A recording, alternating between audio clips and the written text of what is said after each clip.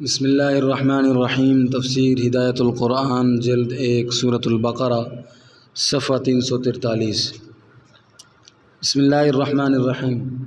الذين يأكلون الربا لا يقومون إلا كما يقوم الذي يتخبطه الشيطان من المس ذلك بأنهم قالوا إنما البيع مثل الربا وأحل الله البيع وحرم الربا فمن جاءه موعظة من ربه فانتهى فله ما سلف وأمره إلى الله ومن عاد فأولئك أصحاب النار هم فيها خالدون يمحق الله الربا ويربي الصدقات والله لا يحب كل كفار أثيم إن الذين آمنوا وعملوا الصالحات وأقاموا الصلاة وآتوا الزكاة لهم أجرهم عند ربهم ولا خوف عليهم ولا هم يحزنون يا أيها الذين آمنوا اتقوا الله وذروا ما بقي من الربا إن كنتم مؤمنين فإن لم تفعلوا فأذنوا بحرب من الله ورسوله وإن تبتم فلكم رؤوس أموالكم لا تظلمون ولا تظلمون وإن كان ذو عسرة فنظرة إلى ميسرة وأن تصدقوا خير لكم إن كنتم تعلمون واتقوا يوما ترجعون فيه إلى الله ثم توفى كل نفس ما كسبت وهم لا يظلمون۔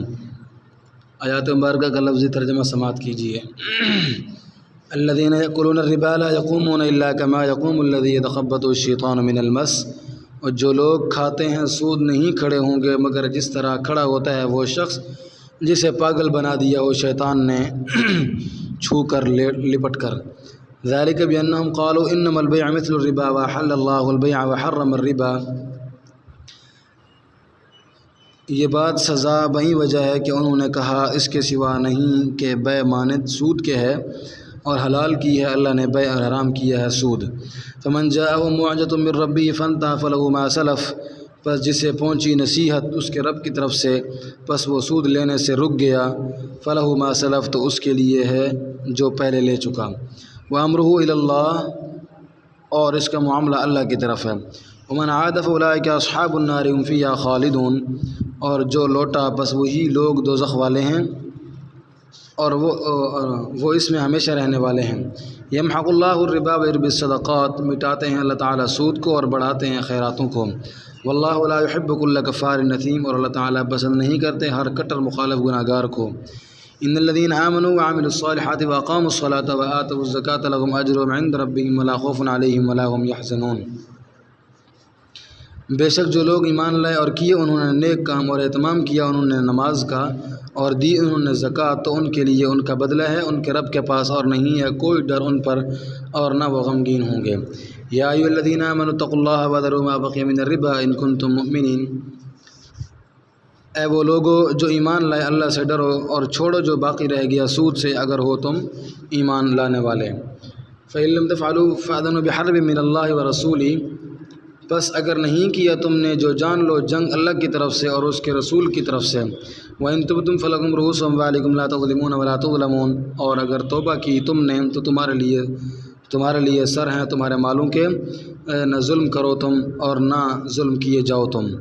وَإِن كَانَ ذُو عُسْرَةٍ فَنَظِرَةٌ إِلَى مَيْسَرَةٍ، اور اگر ہو وہ مقروض تنگ دست تو ڈھیل دینا ہے آسانی تک۔ وَأَن تَصَدَّقُوا خَيْرٌ لَكُمْ إِن كُنتُمْ تَعْلَمُونَ، اور خیرات کرنا معاف کرنا تمہارے لیے بہتر ہے اگر ہو تم جانتے اور ڈرو۔ وَاتَّقُوا يَوْمًا تُرْجَعُونَ فِيهِ إِلَى اللَّهِ ثُمَّ تُوَفَّىٰ كُلُّ نَفْسٍ مَّا كَسَبَتْ وَهُمْ لَا يُظْلَمُونَ، اور ڈرو اس دن سے کہ لٹائے جاؤ گے تم اس میں اللہ کی طرف، پھر پورا چکایا جائے گا ہر شخص جو کمایا اس نے، اور وہ ظلم نہیں کیے جائیں گے۔ مختصر ترکیب: تخبط الشیطان فلانا، شیطان کا دیوانہ اور خبتی بنا دینا۔ آتو ایتا سے ماضی کا صیغہ جمع مذکر غائب ہے، اس لیے واو پر پیش ہے۔ وآتوا الزکاۃ، زکوٰۃ دو، ایتا سے امر کا صیغہ جمع مذکر حاضر ہے۔ اذن بھی جاننا، میسرہ اسم آسانی کشادگی، اور نظرہ مصدر مہلت دینا، ان مصدریہ ہے، ان مصدریہ، اور ان تصدقوا مبتدا ہے۔ سود کی حرمت کا بیان۔ ربط: دوسرے وہ احکام بیان ہو رہے ہیں جو مبنی بر مسئلت ہیں، ان میں سود کی حرمت بھی ہے، اور انفاق کے بعد سود کی حرمت کا بیان تقابل تضاد کے طور پر آیا ہے۔ انفاق کے ذریعے غریب کو خون سپلائی کیا جاتا ہے، اور لون سودی قرض سے غریب کا خون چوسا جاتا ہے، پس دونوں میں نسبت تضاد ہے اور ضد سے ضد اچھی طرح پہچانی جاتی ہے، اس لیے اب سود کی حرمت کا بیان شروع فرماتے ہیں۔ ایک بنیادی سوال جو سا رخا ہے، الف، یہاں یا ایھا الذین آمنوا کا خطاب کیوں نہیں؟ مومنین کو جو احکام دیے جاتے ہیں ان میں یہ خطاب ہوتا ہے۔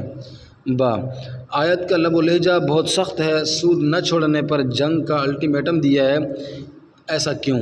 جیم، حرمت سود کی یہ آیتیں فتح مکہ کے موقع پر نازل ہوئی ہیں، بلکہ آخری آیت تو قرآن کی آخری آیت ہے، پس کیا اس سے پہلے مسلمان سود لیتے تھے؟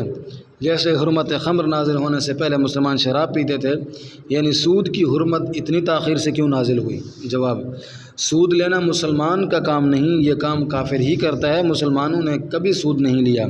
اسلام نے روز اول سے غریبوں پر خرچ کرنے کا حکم دیا، سورۃ المزمل میں زکوٰۃ کا حکم ہے، یہ بالکل ابتدائی دور کی صورت ہے، اور سورۃ الروم کی آیت 39 میں سود کی حرمت کا بیان ہے، یہ مکی دور کے آخر کی صورت ہے، اس کا نزول کا نمبر 84 ہے۔ فرمایا وما آتیتم من ربا لیربو فی اموال الناس فلا یربو عند اللہ وما آتیتم من زکاۃ تریدون وجہ اللہ فاولئک هم المضعفون، اور جو تم نے لون سودی قرض دیا تاکہ وہ لوگوں کے اموال میں شامل ہو کر بڑھے تو وہ اللہ کے نزدیک نہیں بڑھتا، اور جو تم نے کچھ خیرات دی اللہ کی خوشنودی چاہتے ہوئے تو وہی لوگ بڑھانے والے ہیں۔ غرض سودی نظام تباہ کن معاشی نظام ہے، اسلام اس کا کیسے روادار ہو سکتا ہے؟ البتہ مکہ کے مشرک سرمایہ داروں میں سودی قرض دینے کا رواج تھا اور وہ ان کا دلچسپ کاروبار تھا۔ پھر جب مکہ فتح ہوا اور مکہ کے سب باشندے مسلمان ہو گئے تو حرمت سود کی یاد نازل ہوئی، اس لیے ان میں یا ایھا الذین آمنوا کا خطاب نہیں، کیونکہ مخاطب وہی لوگ تھے جن کے منہ سے یہ خون لگا ہوا تھا اور وہ لون کی بے کی طرح قرار دیتے تھے، بلکہ اس کو بدرجہ اولا جائز قرار دیتے تھے۔ وہ مفت خوری کی عادت مشکل سے چھٹتی ہے، اس لیے لب و لہجہ سخت ہے۔ ایک واقعہ، جب ہندوستان پر انگریزوں کا قبضہ ہو گیا اور ہر مزاحمت ناکام ہو گئی تو حضرت مولانا رشید احمد صاحب گنگوہی رحمہ اللہ رسالہ فیصلۃ الاعلام فی دار الحرب والاسلام لکھا، اس میں ثابت کیا کہ ہندوستان دارالحرب غیر اسلامی ملک ہو گیا ہے۔ کسی نے سوال کیا کہ پھر آپ سود کے جواز کا فتویٰ کیوں نہیں دیتے؟ فرمایا اگر میں یہ فتویٰ دوں تو مسلمان سود لینے لگیں گے، پھر اگر یہ ملک دارالاسلام بن گیا تو جن لوگوں کو سود خوری کی عادت پڑ جائے گی ان سے یہ لت کون چھڑائے گا؟ معلوم ہوا کہ مفت خوری کی عادت بہت بری ہے، اس لیے قرآن کریم نے سخت لہجہ اپنایا ہے کہ اگر سود نہیں چھوڑو گے تو تم سے بزور شمشیر نمٹا جائے گا۔ سود خوروں کی سزا، سود خور قیامت کے دن قبروں سے اس طرح اٹھیں گے جس طرح آسیب زدہ پاگل ڈولتا بھٹکتا پھرتا ہے، اور یہ سزا اسود خوروں کو اس لیے ملے گی کہ انہوں نے سود کو حلال بنا رکھا ہے، اور وہ کہتے ہیں کہ خرید و فروخت، تجارت، لین دین اور سود میں کیا فرق ہے؟ دونوں ایک ہیں، اس سے نفع حاصل ہوتا ہے، اس سے بھی ہوتا ہے کہ اس میں بھی روپیہ لگانا پڑتا ہے، اس میں بھی روپیہ لگتا ہے، اس میں بھی دونوں طرح سے معاملہ ہوتا ہے، اور اس میں بھی دونوں طرح سے اس میں بھی ہوتا ہے۔ اس میں بھی خریدنے والا اور بیچنے والا ضرورت مند ہونے کی وجہ سے ایک دوسرے کے متلاشی ہوتے ہیں۔ سودی کاروبار میں بھی رقم لینے والا اور رقم دینے والا ایک دوسرے کو تلاش کرتے ہیں۔ خرید و فروخت میں دونوں کی ضرورت اور مرضی پر معاملہ کی بنیاد ہوتی ہے، سودی معاملہ میں بھی یہی ہوتا ہے۔ سود کھانے والے چاہے کسی شکل میں بھی رہے ہوں، وہ قیامت تک بھی اپنی دلیل میں اس سے زیادہ ایک لفظ بھی نہیں کہہ سکتے جو اللہ تعالیٰ نے ان کی طرف سے نقل فرما دیا۔ آج سود کے نام بدل کر لوگ جو کچھ اس کے فائدے گنواتے ہیں، ان کا خلاصہ بھی اس کے سوا کچھ نہیں کہ سود تجارت میں کوئی فرق نہیں۔ الذين يأكلون الربا لا يقومون إلا كما يقوم الذي يتخبطه الشيطان من المس ذلك بأنهم قالوا إنما البيع مثل الربا وحل مثل الربا۔ ترجمہ، جو لوگ سود کھاتے ہیں وہ قبروں سے نہیں اٹھیں گے مگر جس طرح کھڑا ہوتا ہے وہ شخص جس کو آسیب نے لپٹ کر پاگل بنا دیا ہو۔ یہ سزا بہی وجہ ہے کہ انہوں نے کہا بے سود ہی کی طرح ہو تو ہے۔ فائدہ، من المس کے لغوی معنی ہے چھو کر، اس سے معلوم ہوا کہ آسیب بدن میں نہیں گھستا، لگتا ہے، چڑھتا ہے، باہر سے اثر انداز ہوتا ہے، سوار ہو جاتا ہے، اور حدیث میں ہے ان الشیطان یجری من احدکم مجری الدم، بے شک شیطان چلتا ہے تم میں سے ہر ایک کے خون کی رگوں میں۔ یہ سرعت کی تاثیر کی تمثیل ہے، حقیقت کا بیان نہیں، یعنی شیطان چٹکی بجا کر انسان کو فتنہ میں مبتلا کر دیتا ہے۔ شیطان کوئی سیال مادہ نہیں جو انجیکشن کی دوا کی طرح خون کی رگوں میں چلے۔ العرف الشذلی تحفۃ اللمعی جلد 3 صفحہ 611۔ اللہ نے بے خرید و فروخت کو حلال کیا، سود کو حرام کیا۔ کا فرمان اور ان سے متاثر ہونا نام نہاد مسلمان کہتے ہیں۔ بے سود کی مانند ہی تو ہے۔ قرآن نے جواب دیا، اللہ نے بے کو حلال کیا ہے اور ربا کو حرام کیا، اور دونوں کا فرق وصف عنوانی میں رکھ دیا۔ یعنی بے کی اصطلاحی معنی ہے مبادلۃ المال بالمال، مال متقوم کا مال متقوم سے تبادلہ کرنا، یعنی مالک بنانا اور بنانا۔ اور ربا کے اصطلاحی معنی ہے فضل خال عن عوض، ایسی زیادتی جس کے مقابل کوئی عوض نہ ہو۔ 1000 روپے قرض دیے جو 1 ماہ کے بعد 1100 روپے بن گئے تو یہ 100 روپے ایسی زیادتی جس کے مقابل کوئی عوض نہیں۔ یہ ڈائریکٹ زر سے زر پیدا کرنا ہے، یہی ربا ہے۔ اور بے میں بھی زر سے زر نفع پیدا کیا جاتا ہے، مگر درمیان میں عمل کا واسطہ آتا ہے۔ جیسے 1000 روپے کی گھڑی لایا اور 1100 میں بیچ دی تو 100 روپے نفع حاصل ہوا، مگر یہ ڈائریکٹ نفع حاصل نہیں ہوا بلکہ درمیان میں عمل کا واسطہ آیا۔ یہ بے اور ربا میں فرق ہے، اور اسی وجہ سے اللہ تعالیٰ نے بے کو حلال کیا اور ربا کو حرام کیا ہے۔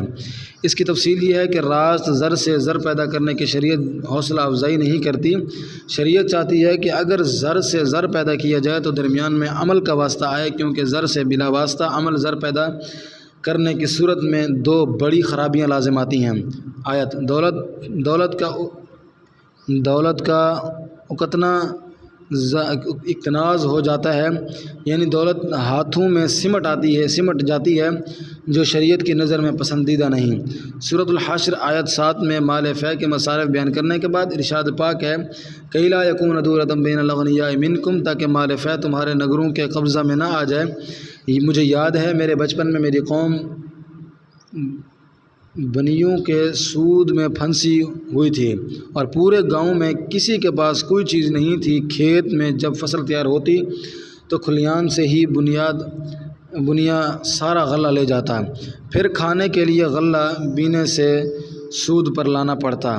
اب بینکیں چونکہ حکومتوں کی نگرانی میں ہیں، اس لیے شرح سود بھی کم ہوتا ہے اور حکومت وقتاً فوقتاً غریبوں کے قرض معاف بھی کرتی رہتی ہے، اس لیے اقتناز دولت کی مضرت واضح طور پر محسوس نہیں ہوتی۔ اور جب پیسے سے پیسہ پیدا کرنے کے لیے درمیان میں عمل کا واسطہ لایا جائے گا تو دولت پھیلے گی۔ ایک شخص کے پاس 10 کروڑ روپے ہیں، اس نے ایک کارخانہ لگایا، مصنوعات تیار کیں، تو جو نفع ہوگا وہ اولاً ملازموں میں تقسیم ہوگا، پھر ڈسٹریبیوٹر تقسیم کار اس سے منتفع ہوں گے، پھر خردہ فروش اس مصنوعات سے کمائیں گے اور کارخانے کے مالک کو بھی اس کے نصیب کا مل جائے گا۔ سارا نفع اس کی جیب میں نہیں جائے گا۔ اگر وہ 10 کروڑ کا بینک کھول کر بیٹھ جائے تو سود پر قرضے دینے لگے تو زر سے پیدا ہونے والے زر کا وہ تنہا مالک ہوگا۔ اس طرح رفتہ رفتہ پبلک کی دولت سمٹ کر مہاجن کے جیب میں چلی جائے گی۔ اس لیے کوئی بینک اسلامی نہیں ہو سکتا، کیونکہ بینک نام ہی زر سے زر پیدا کرنے کا ہے۔ بینک کے درمیان میں عمل کا واسطہ نہیں لا سکتا، ہاں مرابعہ کا ہیلہ کر سکتا ہے، مگر وہ ہمیشہ اسی ہیلے پر پھنسا رہے گا، اس سے آگے عملاً مضاربت تک نہیں پہنچ سکتا۔ دوسری خرابی بے روزگاری پھیلے گی۔ جب لوگ چھوٹی بڑی بینکیں اور پیڑھیاں کھول کر بیٹھ جائیں گے اور زر سے بلا واسطہ توسط عمل زر پیدا کرنے لگیں گے تو عوام کے لیے کوئی کام نہیں رہے گا اور وہ بے روزگار ہو کر حکومت کے لیے بوجھ بن جائیں گے۔ اور جب لوگ عمل کے توسط سے پیسہ کمائیں گے، کارخانے قائم کریں گے تو لوگوں کو روزگار ملے گا، حکومتوں کا بوجھ ہلکا ہوگا۔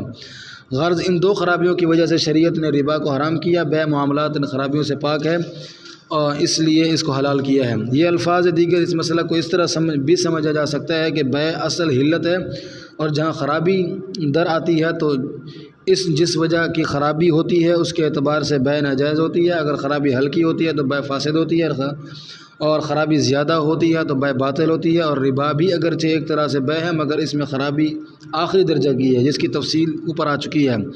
اس سے دولت کا اقتناز ہو جاتا ہے، ملک میں بے روزگاری پھیل جاتی ہے، اس لیے اللہ تعالیٰ نے سود کو حرام کیا ہے۔ وَأَحَلَّ اللَّهُ الْبَيْعَ وَحَرَّمَ الرِّبَا۔ ترجمہ: اللہ نے بے کو حلال کیا، سود کو حرام کیا ہے۔ جاہلیت میں جو سود لیا جا چکا اس کا پھیرنا ضروری نہیں، اب لے گا تو سزا پائے گا۔ زمانہ جاہلیت میں کفر کی حالت میں جو کسی نے سود لیا اس کو مالک کی طرف پھیرنا ضروری نہیں ہے، اس لیے کہ کفار غیر مسلم دنیا میں فروغ کے مکلف نہیں۔ البتہ جو سود باقی رہ گیا اس کا اب مسلمان ہونے کے بعد لینے کا حق نہیں، اور آخرت میں اللہ تعالیٰ کو اختیار ہے، جو چاہے معاملہ کرے، اپنی رحمت سے بخش دیں یا سزا دیں، کیونکہ کفار آخرت میں فروغ کے مکلف ہیں۔ سورۃ المدثر آیت 40-48۔ اسلام قبول کرنے کے بعد جو کوئی باز نہیں آیا، سود لیا یا باقی ماندہ وصول کیا تو وہ دوزخی ہے، اور یہ غایت بیان کیے بغیر سزا کا بیان ہے، جیسے سورۃ النساء آیت 93 میں مومن کو متعمدن قتل کرنے کی سزا غایت متعین کیے بغیر بیان کی گئی ہے۔ مسئلہ: کسی مسلمان نے سود لیا تو وہ مال حرام ہے اور اس کا مالک نہیں، مالک کو واپس کرنا ضروری ہے، اور مالک کو معلوم نہ ہو تو کسی غریب کو ثواب کی نیت کے بغیر دے دے۔ بینک سے ملنے والے سود کا بھی یہی حکم ہے، سرکاری ٹیکسوں میں بھرنا جائز نہیں، یہ ذاتی استعمال ہے۔ فمن جاءه موعظة من ربه فانتهى فله ما سلف وامره الى الله ومن عاد فاولئك اصحاب النار هم فيها خالدون۔ ترجمہ: پس جسے اس کے رب کی طرف سے نصیحت پہنچی حرمت کے حکم کو نصیحت سے تعبیر کیا ہے، یہ مولا کا کرم ہے، اور وہ باز آ گیا تو اس کے لیے وہ ہے جو پہلے لے چکا، اس کا معاملہ اللہ کے حوالے ہے، جو لوٹا تو وہی دوزخ والے ہیں، وہ اس میں ہمیشہ رہنے والے ہیں۔ سود خور اللہ تعالیٰ کو کسی طرح نہیں بھاتا، سود خور اللہ کو ایک آنکھ نہیں بھاتا، وہ بڑا گناہ گار ہے، اس کی سود کی کمائی ایک نہ ایک دن ختم ہو جائے گی، تیسری پشت تک ضرور تباہی آتی ہے۔ سود سے بظاہر مال میں زیادتی ہوتی ہے، مگر دیر سویر اللہ تعالیٰ اس کو ملیا میٹ کر دیتے ہیں، اور اللہ تعالیٰ خیراتوں کو بڑھاتے ہیں۔ حدیث میں ہے، آدمی ستھرے مال میں سے جو بھی خیرات کرتا ہے اس کو مہربان اللہ اپنے دائیں ہاتھ میں لیتے ہیں، پھر اگر وہ خیرات ایک چوارا ہوتی ہے تو وہ رحمان کی ہتھیلی میں بڑھتی ہے، یہاں تک کہ وہ پہاڑ سے بڑی ہو جاتی ہے۔ جس طرح تم اپنے گھوڑے اور اونٹ کے بچہ کی پرورش کرتے ہو۔ ترمذی شریف حدیث نمبر 654۔ اور غریبوں پر خرچ کرنے سے مال میں برکت بھی ہوتی ہے اور دارین میں نیک نامی بھی نصیب ہوتی ہے۔ یمحق اللہ الربا ویربی الصدقات واللہ لا يحب كل كفار اثیم۔ ترجمہ: اللہ تعالیٰ سود کو مٹاتے ہیں اور خیراتوں کو بڑھاتے ہیں، اور اللہ تعالیٰ کسی کٹر مخالف گناہ گار کو پسند نہیں کرتے۔ مبغوض لوگوں کے بالمقابل محبوب بندوں کا تذکرہ۔ قرآن کریم کا اسلوب ہے کہ وہ جنتیوں اور جہنمیوں کا تذکرہ یکے بعد دیگرے کرتا ہے تاکہ ترغیب و ترہیب ساتھ ہو جائیں۔